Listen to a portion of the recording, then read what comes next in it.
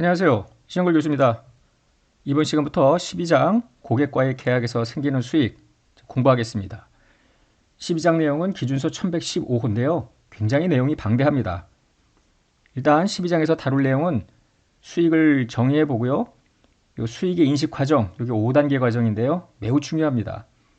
계약이 변경되면 어떻게 할 것인가, 과거 회계 기준에는 없었던 내용이고요. 기타의 고려사항, 말이 기타지 여기에 있는 것도 전부 메인 토픽들입니다. 먼저 수익을 정의해 보는데요. 기준서 1115호에서는 수익, 영어로는 인컴인데 이걸 어떻게 정의하냐면 자산의 유입 또는 가치 증가, 부채의 감소, 즉 자산이 증가하거나 부채가 감소하면은 자녀에게로 결정되는 자본이 증가되겠죠. 근데 자본이 증가된다고 해서 모두 수익은 아니고요. 지분 참여자의 출연과 관련된 걸 제외한 나머지 자본의 증가를 수익으로 한다. 많이 듣던 내용입니다. 2장 개념체계에서도 수익을 이와 같이 정의를 했었습니다. 좀 더 구체적으로 본다면요. 순자산 변동은 지분 참여자와의 거래로 인한 순자산 변동. 보통 이걸 자본거래라 하죠. 그 이외의 거래로 인한 순자산 변동. 이걸 보통 손익거래라고 합니다. 변동이라고 했으니까 증가 수익, 감소 비용인데요. 수익은 크게 PL, 당기손익 과목, OCI, 기타 포괄손익 과목으로 분류되겠습니다. 이 PL로 분류되는 것을 다시 두 가지로 고객과의 계약에서 발생한 수익, 이 12장에서 할 내용이고요. 그 이외에서 발생한 수익, 예를 들면 뭐 평가이익, 처분이익 이런 것들이 여기에 해당이 되는 것이고요. 고객과의 계약에서 발생한 수익, 주로 포괄손익계산서 맨 위에 매출이라는 계정으로 들어갈 텐데요. 이것도 2장에서 했던 내용인데요. 영어로 하면은 인컴은 revenue하고 gains로 분류를 하는데 우리나라에서는 이 gain을 차익, revenue를 수익이라고 번역을 했는데 인컴도 수익이기 때문에 이 두 가지가 한글로 보면은 구분이 안 된다는 거죠. 문맥상 구분을 해줘야 되는데요. 이때 revenue는 어떻게 정의를 하느냐 하면은 통상적인 활동에서 생기는 수익입니다. 매출 뭐 이런 것들이 여기에 해당이 되겠죠. revenue하고 gain을 구분하는 이유는 통상적인 활동에서 생기는 수익과 그렇지 않은 활동에서 생기는 수익의 미래 지속성에 차이가 있기 때문이에요. 예를 들면 책에도 있습니다만 매출과 유용자산 처분 이익은 둘 다 수익이지만 유용자산 처분 이익은 어쩌다 생기는 거 아니에요. 매출은 매일매일 생기는 것이고 따라서 수익과 차익을 구분하면 미래의 수익 예측에 유용한 정보를 제공할 수 있겠습니다. 1115호 문단 5로 가면은 적용 배제 규정이 있는데요. 다음에 리스라든지 보험계약 1119호의 금융상품을 비롯한 항목들은 1115호를 적용하지 않는다. 다른 기준서가 전부 있기 때문에 1115호를 적용 안 하는 거고요. 우리는 4번에 좀 주목할 필요가 있겠는데 교재 790페이지 중간 문단에도 사례가 나오는데요. 예를 들어 유리공급업자의 경우에 A라는 공급업자, B라는 공급업자가 좀 거리상으로 멀리 있어요. A한테 주문이 들어왔어요. 어디에 있는 고객이냐면은 요 B하고 가까이 있는 이럴 때 거리도 멀거니와 만약에 재고가 부족하면은 B한테 이야기를 하는 거지. 너희가 대신 공급을 해달라. 그리고 나서 A가 B에게 사전에 판매한 분을 보충을 해주는 뭐 이런 교환 거래가 있을 수 있는데 만약에 여기에 대해서 1115호에 제외 규정이 없으면은 이 기업 간의 재화의 단순 교환에 대해서도 수익을 인식을 하는 진짜 수익도 인식을 하고요. 이렇게 교환 거래에서 또 한 번 수익을 인식하고 두 번 인식하는 문제가 생기죠. 그래서 제외하는 것이고요. 또 이런 계약도 있을 수 있습니다. 계약 중에 일부는 1115호 적용 범위에 나머지는 다른 기준서 예를 들면은 뒤에서 보게 될 리스 기준서 이렇게 두 개가 겹쳐 있다고 할 때 어느 기준서를 적용하느냐 다른 기준서의 분리 측정을 요구하는 요구사항을 먼저 적용을 합니다. 그러고도 남는 거래 가격이 있으면은 1115호를 적용하도록 되어 있습니다. 뭐 크게 중요한 건 아니고요. 자, 이제 수익의 인식 과정 5단계 과정입니다. 아주 중요한데요. 그림으로 먼저 정리를 해볼게요. 수익을 인식하기 위해서는 회사와 고객 간에 계약이 있었는지 식별을 해야 됩니다. 문서 계약이든 구두 계약이든 상관없고요. 계약을 식별할 수 없으면 더 이상 내려갈 수가 없죠. 계약을 식별했으면은 그 계약 내에 수행 의무가 무엇인지, 수행 의무가 몇 개인지를 식별하는 겁니다. 수행 의무라는 것은 회사가 고객과 매매 계약을 체결을 하면은 어떤 의무를 가져요? 해당 재화를 적시에 인도해야 될 의무가 있을 거 아닙니까? 뭐 용역도 그렇고요. 그런 수행 의무를 식별을 하는 거예요. 이때 수행 의무가 하나일 수도 있고요. 뭐 A, B, C 여러 개의 수행 의무가 하나의 계약에 묶여 있을 수도 있겠습니다. 그러면은 각각을 수행 의무로 식별할 건지 아니면은 이거를 묶어서 하나로 볼 건지 결정을 해야 되겠죠. 왜 그러냐 하면은 이제 3단계에서 거래 가격, 이 거래 가격이 궁극적으로 매출로 인식하는 수익 금액이 되는데 단일 수행 의무라면은 이 거래 가격을 이 단일 수행 의무에 연계를 시키면 되겠습니다만 만약에 복수라면 이 거래 가격을 단계 4에서 A하고 B에 배분을 해야 돼요. 각각의 수행 의무가 이행될 때 매출이라는 수익을 인식을 해야 되기 때문에 그렇습니다. 그래서 마지막 5단계 수익의 인식인데요. 이 수행 의무를 기간에 걸쳐 이행을 하느냐 한 시점에 이행하느냐에 따라서 수익의 인식 과정, 시점이 다르겠죠. 소위 기간에 걸친다는 이야기가 이제 진행 기준 개념이고요. 한 시점에 수익으로 인식한다라는 게 원타임, 재화나 용역을 제공하는 그 순간 수익을 모두 인식하는 겁니다. 마찬가지로 수행 의무가 복수일 경우에는 A, B에 배분된 거래 가격을 각각 수행 의무 A가 기간에 걸쳐 혹은 한 시점에 이행이 되느냐, B도 마찬가지입니다. 기간에 걸쳐 한 시점. 그래서 각각 해당 수익 인식 기준을 충족을 할 때 수익을 인식을 하면 되겠습니다. 지금 이야기한 5가지 수익 인식 과정을 간단한 예제를 통해서 이해를 해보죠. 갑회사는 1년도 4월 1일에 고객한테 소프트웨어를 100만 원에 팔았대요. 향후 3년간 소프트웨어의 업그레이드도 무상 제공하기로 했대요. 판매대금 100만 원은 소프트웨어를 인도하는 시점에 현금으로 모두 받았대. 수익인식 과정에 5단계에 근거해서 수익인식 여부를 판단하고 어떻게 인식하는지 설명을 해보자 라는 건데요. 먼저 계약이 식별이 돼야 되죠. 뭐 주문서라든지 계약서라든 것이 있기 때문에 식별은 됩니다. 2단계 수행 의무. 여기에서는 소프트웨어를 인도하는 것과 3년 동안 무상으로 업그레이드 용역도 제공하기로 했죠. 2가지의 수행 의무가 식별이 됩니다. 이때 거래 가격 100만 원 확정이 됐고요. 나중에 보면은 거래 가격에 변동 요소가 있는 경우가 상당히 복잡해져요. 그리고 나서 이 100만 원을 상대적 개별 판매 가격으로 소프트웨어하고 업그레이드 용역에 배분을 해야 돼요. 왜냐하면 소프트웨어는 지금 당장 이전을 해주는 것이고 업그레이드 용역은 3년에 걸쳐 수익을 인식을 해야 될 거 아닙니까? 그래서 5번째 수익의 인식. 소프트웨어 인도에 배분된 거래 가격은 그 소프트웨어가 인도되는 시점에 업그레이드 용역에 배분된 거래 가격은 3년의 기간에 걸쳐 용역이 제공되는 때마다 수익을 인식을 하면 되겠습니다. 단계 1부터 하나씩 이제 살펴보자고요.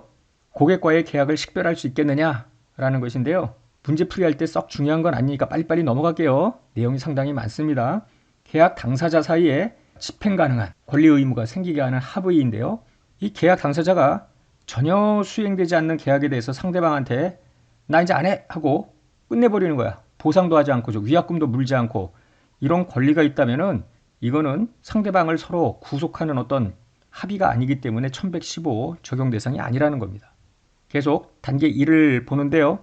다음에 5가지 기준을 모두 충족을 해야 계약을 식별할 수 있고 따라서 1115호 적용 범위에 포함되므로 앞에 그림 비로소 단계 2로 넘어갈 수 있다. 이렇게 이해를 하면 되겠습니다. 문단구의 1은요. 계약 당사자들이 계약을 승인하고 각자 의무를 수행하기로 확약. 당연히 계약 승인이 있어야죠. 계약 승인도 없이 마구잡이로 물건을 넘겨주고 대가를 주고 하지는 않을 거 아니에요.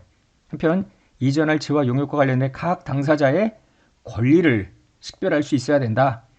지급 조건을 식별할 수 있어야 전체 거래 가격을 어떤 식으로 받을지 줄지 알 수 있을 거 아닙니까?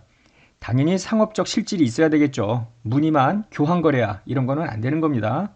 우리가 중요하게 다룰 거는 5번입니다. 고객에게 이전할 재화 용역에 대해서 받을 권리, 대가를 받아야 될 거 아니에요. 그 대가의 회수 가능성이 높아야 돼요. 이 5번이 의미하는 바는 뭐냐면 과거에는 불량거래처라도 일단은 밀어내기로 매출을 하고요. 수익을 인식을 합니다. 다음 연도에 정말 못 받게 됐어. 그럼 그때 가서 손상 차손 인식을 하면 되기 때문에 전혀 그걸 개의치 않고 일단 매출 실적을 높이기 위해서 회수 가능성이 높든 낮든 밀어내기 매출을 하는 경우가 많았죠. 그러나 1115호에서는 애초에 회수 가능성이 높지 않으면 처음부터 단계 1을 충족 못하니 그 이후 한 발자국도 못 나가는 겁니다. 자, 문단 9와 관련해서 추가로 더 한번 본다면요. 대가의 회수 가능성. 예를 들어 100만큼 매출을 하는데 이 100을 다 받을까 못 받을까 이런 걸 고려를 할 때 변동 대가를 고려하래요. 변동 대가는 뒤에 나오는데 예를 들면 리베이트나 뭐 가격 할인 등으로 인해서 100이 80까지 떨어질 수도 있어. 그러면 100을 다 받을 수 있을까 이렇게 생각하지 말고 이 변동 대가까지 포함하여 그 80을 다 받을 수 있을까 회수 가능성을 판단할 때 요 변동 대가를 고려한 낮은 금액에 기초해서 회수 가능성을 판단하라는 거예요. 한편 고객과의 계약이 계약 개시 시점에 좀 전에 보았던 문단구의 5가지 조건을 충족하느냐 안 하느냐가 핵심입니다. 그래서 이후에 오케이 다 5가지를 충족을 했는데 이후 유의적인 변동 징후가 없다면 재검토할 이유가 없다라는 거예요. 그런데 만약에 지금 시점에서 5가지 조건을 충족을 했어. 그런데 한 몇 달 있다가 고객의 대가 지급 능력이 유의적으로 악화됐어. 그러면은 이미 인식했던 수익을 취소하느냐 그건 아니고요. 고객에게 이전할 나머지 재화 이미 이전한 건 할 수 없고 이전하면서 매출 채권 매출 인식을 했을 거 아니에요. 그 나머지 재화 용역에 대해서만 회수 가능성을 재검토하여 이 유의적으로 악화됐으니까 못 받을 가능성이 높아 그러면은 더 이상 진행을 안 하면 되고요.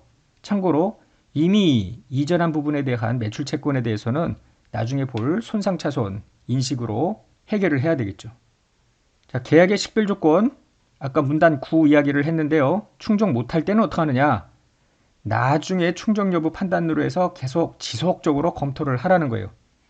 역시 문단 9를 충족하지는 못하지만 돈을 먼저 받았어. 그러면 이거는 선수금 개념 아니에요. 받은 대가는 부채로 인식을 하고 문단 9를 모두 충족할 때 드디어 부채를 수익으로 대체하면 되겠습니다. 다만 문단 9를 충족 못하더라도 대가를 받았을 때 이거를 수익으로 인식하는 경우가 있는데요. 1 또는 2에 어느 하나라도 해당이 되면 수익을 인식합니다. 고객에게 재화 용역을 이전해야 되는 의무가 남아있지 않대. 고객이 약속한 대가를 모두 받았대.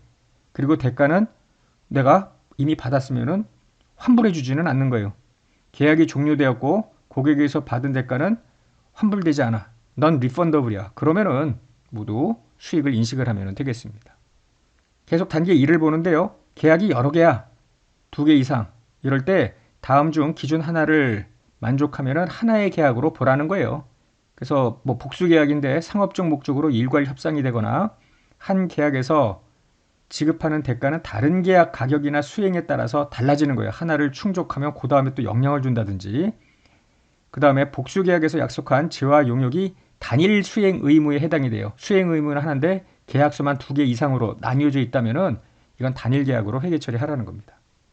예제 2번 볼까요? 갑은 1년 초에 향후 5년간 사용 기준 로열티를 받는 조건으로 특허권을 고객한테 라이선스했어요. 회사가 갖고 있는 특허권을 상대방한테 주면서 5년간 그걸 사용하고 대가를 달라는 거지. 사용 기준 로열티라면은 예를 들어 이 특허권을 사용해서 물건을 만들었을 때 뭐 생산량 기준 혹은 판매금의 기준 뭐 그런 식으로 로열티를 받는 겁니다. 계약 개시 시점에 회수 가능성을 포함한 문단구의 모든 조건을 충족했대요. 갑은 1115호에 따라서 고객이 특허권을 사용할 때 수익을 인식하기로 했다는데 1번을 보면 X 2년 중에 고객의 재무 상태가 악화됐대. 악화라는 거하고요. 유의적으로 악화된 거는 다른 겁니다.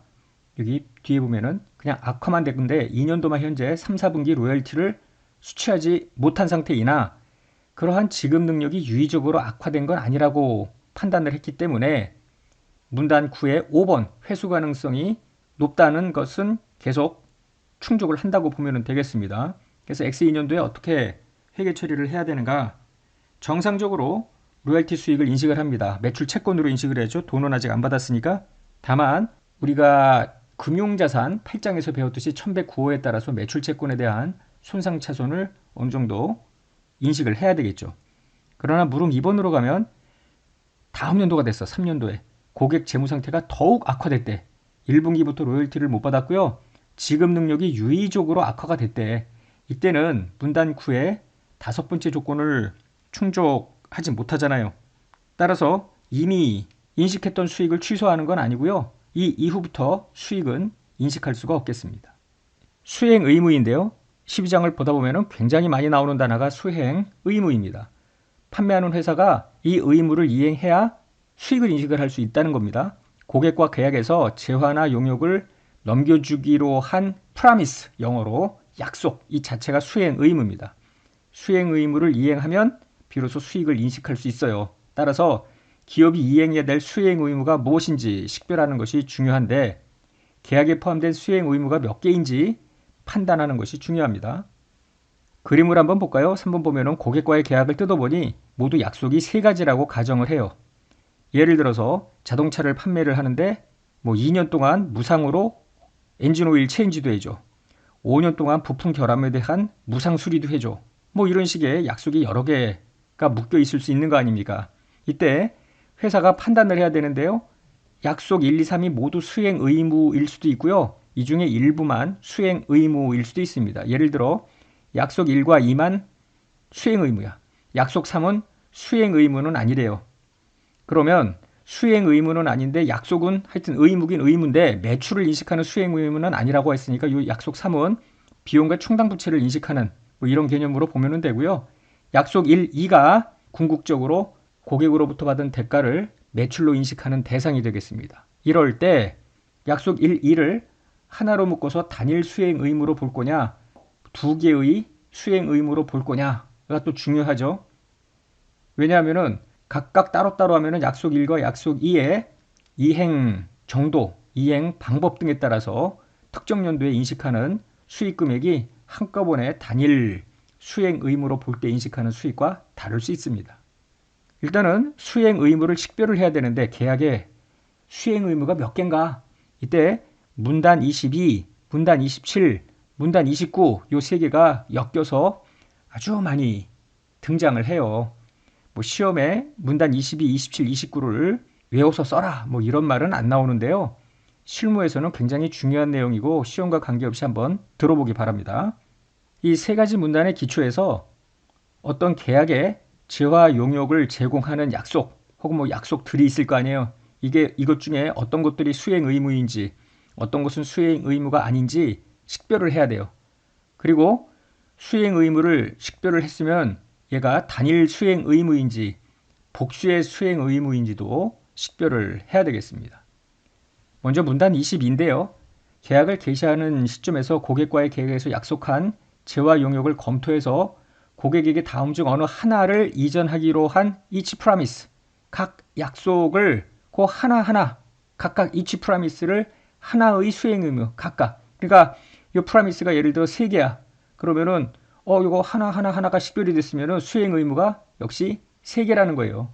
여기서 3개의 각각 each promise를 하나로 묶으라는 뜻이 아니라 그 각각의 약속을 각각의 수행 의무로 식별하라는 뜻입니다. 먼저 1번인데요. distinct, 영어로 일부러 써놨어요. 구별되는 재화나 용역, 즉 재화나 용역이 구별이 되느냐라는 건데요. 이 문단만 보면 구별이 되는 재화나 용역을 각각의 약속으로 보래매. 그런데 도대체 뭐가 구별이 되는지 어떻게 하면 구별이 안 되는지에 대한 판단 기준은 없잖아요.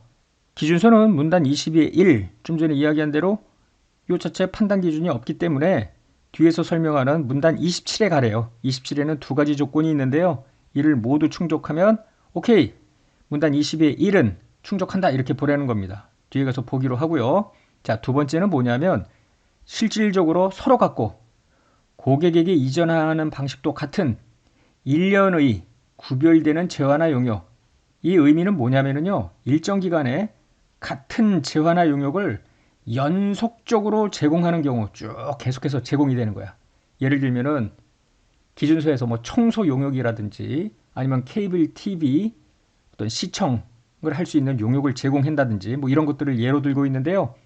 이런 것들은 수행 의무 식별의 일관성을 높이기 위해서 이거를 굳이 2개, 3개, 4개로 구분할 이유가 없겠다는 거죠. 그래서 하나의 수행 의무로 식별을 하기 위해서, 즉 단순한 회계 처리를 위해서 실질적으로 서로 갖고 고객한테 이전하는 방식도 같은 1년에 구별되는 재화 용역은 그냥 하나의 수행 의무로 식별하자는 겁니다. 고객과의 계약상 약속은 기재되지 않더라도 고객한테 이전할 것이라는 정당한 기대를 고객이 했어. 그러면 그것도 계약의 포함된 것으로 보면 되겠습니다. 고객에 대한 약속도 수행 의무가 될 수 있어요. 예를 들면은 A가 고객한테 팔았어. B한테. 그런데 B가 다시 C한테 또 팔았어. 최종 소비자라고 가정을 해요. 이건 중간 도매상이라고 가정을 하고, 이때 A가 직접 C한테 어떤 수행 의무를 제공을 할 수도 있겠습니다. 뭐 할인권을 준다든지, 나중에 포인트를 받아오면은 무상으로 물건을 준다든지, 뭐 이런 것을 직접 B가 주는 게 아니라 A가 C한테 줄 수도 있겠습니다. 한편 고객에게 재화나 용역을 이전하는 활동이 아니라면, 이게 중요한 거예요. 재화나 용역이 트랜스퍼, 고객한테 넘어가야 돼요. 그게 아니라면 수행 의무가 아닙니다. 그래서 계약 준비를 위한 다양한 관리 업무는 수익 인식 대상이 아니라는 거죠. 수행 의무가 아니기 때문입니다. 교재 801페이지 중간을 보면은 고객에게 이전하기로 약속한 재화나 용역의 사례를 10가지를 들고 있어요. 한번 여러분들 이 예를 읽어보시는데요. 뭐 재화의 판매, 재화의 재판매뿐만 아니라 뒤로 가보면은 추가 재화나 용역을 구매할 수 있는 선택권 부여, 뭐 라이센스 부여 등등 상당히 다양하게 이전하기로 약속한 재화, 용역이 있을 수 있습니다. 앞서 문단 22의 1, 뭐 구별되는 재화, 용역 운운을 했는데요. 두 가지 기준을 모두 충족하면 22의 1에서 재화, 용역은 구별되는 겁니다. 1번은 뭐냐면 고객이 재화나 용역 그 자체에서 효익을 얻대. 이게 무슨 소리냐면은 고객 입장에서 봤을 때 뭔가 자기가 효익을 얻었다는 이야기는 재화나 용역 그 자체를 이전 받았다는 것 아닙니까? 아무것도 안 받았는데 효익을 얻을 수는 없잖아요. 혹은 고객이 쉽게 구할 수 있는 다른 자원과 함께 그 재화나 용역에서 효익을 얻는데, 지금 방금 내가 이전받은 재화 용역 자체에는 효익을 못 받았는데 쉽게 구할 수 있는 다른 자원하고 엮이니까 재화 용역에서 효익을 얻을 수 있어. 그러면은 그 재화 용역은 구별될 수 있다고 보는 겁니다. 재화 용역 자체가 구별된 걸로 보는 것이고요. 자, 2번은 뭐냐면 계약상 구별인데요. 고객에게 재화 용역을 이전키로 하는 약속을 계약 내의 다른 약속과 별도로 식별해낼 수 있어야 됩니다. 즉 계약을 보니까 약속 1, 약속 2, 약속 3 뭐 이렇게 복수의 약속이 있는데요. 계약상 얘네들이 구별이 돼야 된다는 이야기죠. 만약에 계약상 구별이 안 되면 이걸 전부 한 개의 수행 의무로 보라는 겁니다. 구별이 안 되기 때문에. 방금 전에 이야기한 문단 27에서 자, 이쪽으로 한번 가보자고요. 계약상 구별이 되어야 한다는데 문단 27의 1에 따라서 재화나 용역이 여러 개의 수행 의무로 만약에 식별이 될 수 있다고 가정을 해요. 그렇더라도 계약상 구별이 안 되면 하나의 수행 의무로 봅니다. 이때 계약상 구별이 되느냐 안 되느냐는 문단 29를 봐줘야 돼요. 29의 1, 2, 3 중 어느 하나에 해당하면 구별이 안 되기 때문에 한 개의 수행 의무로 보라는 겁니다. 문단 29는 다음과 같습니다. 계약상 각 재화나 용역을 개별적으로 이전하는 것인지 아니면 약속된 재화 용역을 투입한 결합 품목을 이전하는 것인지 판단하는 것입니다. 즉, 한 개의 재화 용역을 위해서 여러 개의 인풋이 들어가서 결합 산출물을 만드는 것이라면 구별이 되지 않는 걸로 보는 거예요. 1번 같은 경우에는 기업은 해당 재화나 용역과 그 계약에서 약속한 다른 재화나 용역을 통합을 하는 유의적인 용역을 제공을 해요. 즉 결합 산출물을 생산하거나 인도하기 위한 인풋으로서 재화나 용역을 사용합니다. 대표적인 것으로 건물을 짓는 때 터파기 공사부터 골조 공사, 내장 공사부터 여러 가지 공사가 이루어질 수 있는데 그런 것들을 하나하나 계약에서 식별을 할 수 있더라도 건물이라는 하나의 결합 산출물을 만드는데 서로가 합쳐지는 인풋 아닙니까? 이거를 따로따로 볼 것이 아니라 하나의 수행 의무로 보자라는 것이죠. 2번은 재화나 용역이 보니까 두세 가지가 되는데 결국은 유의적으로 변형이 되거나 고객을 위해서 커스터마이즈 된다면은 이거는 하나로 보라는 겁니다. 3번 재화 용역이 여러 가지가 제공이 되는 것 같은데 서로 의존도나 관련성이 매우 높아. 하나가 제공이 되면 다른 하나도 함께 부수적으로 들어가야 된다든지 이렇게 관련성이 매우 높다면은 이것도 별개로 볼 이유가 없다는 거죠. 그래서 전부 하나의 수행 의무로 보는 겁니다. 지금 이야기한 22, 27, 29 문단을 한번 들여다보면요. 문단 22의 1은 계약에서 구별되는 재화나 용역을 각각의 약속, 즉 수행 의무로 보라는 건데 이 자체가 판단 기준은 아니잖아요. 문단 22의 1이 충족이 되는지는 27의 1, 27의 2를 봐야 되는데 27의 1은 이전받은 재화 용역 그 자체에서 효익을 얻을 수 있느냐를 보는 거고요. 27의 2는 그럼에도 불구하고 그 재화 용역이 계약서에서 구별이 되느냐라는 건데 문단 29의 1, 2, 3 중에 어느 하나라도 해당이 되면 구별이 안 되니 수행 의무 한 개로 보자라는 것입니다. 한편 22의 2는 연속적으로 용역이나 재화가 계속 같은 방법으로 공급이 될 때, 이전이 될 때, 이거를 하나하나 나누기가 너무 힘들어. 그냥 한 개, 수행 의무는 단일 수행 의무다. 이렇게 보자라는 이야기입니다. 지금 이야기한 내용을 예제 3번을 통해서 한번 들여다보자고요. 운송 주선 회사인 갑이 있습니다. 고객의 국내 생산 공장에서 미국에 소지하는 창고까지 화물 운송을 해줘. 그런데 갑은 고객과의 운송 계약에 따라서 의뢰받은 화물의 특성, 일정 배송지, 무역 조건 등을 확인한 후 직접 항공사와 육상 운송 회사를 선정을 해. 그리고 예약도 진행을 합니다. 계약에 따르면 갑은 고객을 대신해서 통관 업무도 해주고요. 보험 가입 업무도 수행을 합니다. 즉 고객과의 화물 운송 계약을 들여다보면은 모두 4가지의 수행 의무가 식별이 되죠. 항공운송, 육상운송, 통관, 보험가입. 이때 4가지 용역을 4개로 볼 거냐 하나로 볼 거냐 하는 거예요. 문단 27, 1과 2를 모두 충족하면 4가지로 보는 것이고요. 그렇지 않으면 하나로 보는 겁니다.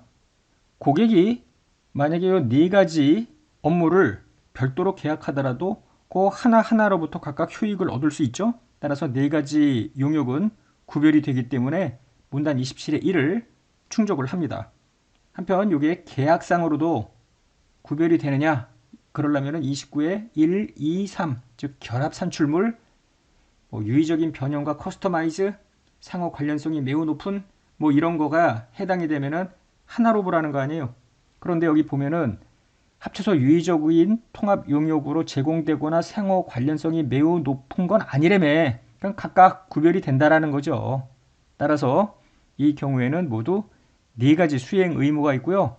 전체 거래 가격을 각각의 수행 의무가 이행될 때 매출을 인식하면 되겠습니다. 첫 시간 이 예제 4까지 보고 끝내겠는데요.